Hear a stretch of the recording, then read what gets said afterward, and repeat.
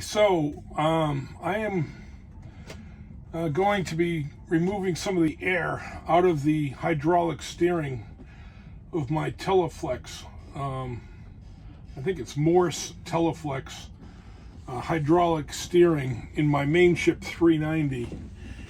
And the highest point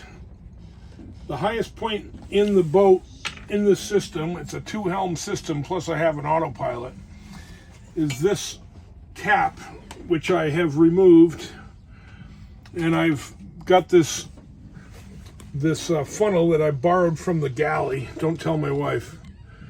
And so I'm going to put some hydraulic fluid into the system. Okay, so there you can see there's some hydraulic fluid in the funnel. If I turn this wheel to the left, notice how the fluid's going down. If I turn it to the right, notice how the fluid's coming up. So I'm going to try. All stations. Stand by. This is the United States Coast Guard, Sector Jacksonville, Florida. Coast Guard, Sector Jacksonville.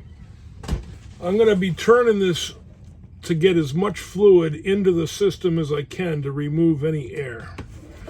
So I'm going to be moving this to the left and putting as much fluid in as I can. And I have a small drip, so it takes about a half an ounce or an ounce once a month.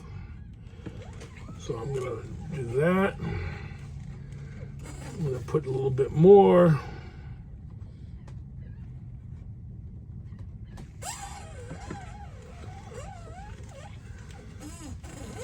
You can see it's just about maxed out. That's about as much as the system is going to take right there.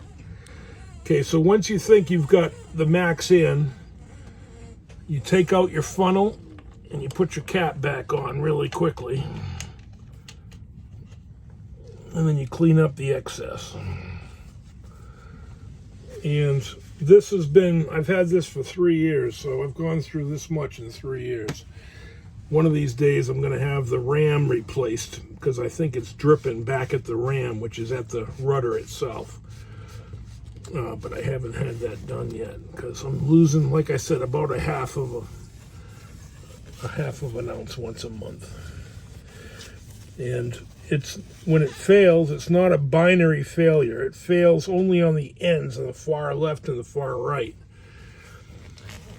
And it works perfectly fine amidships when you're normally underway.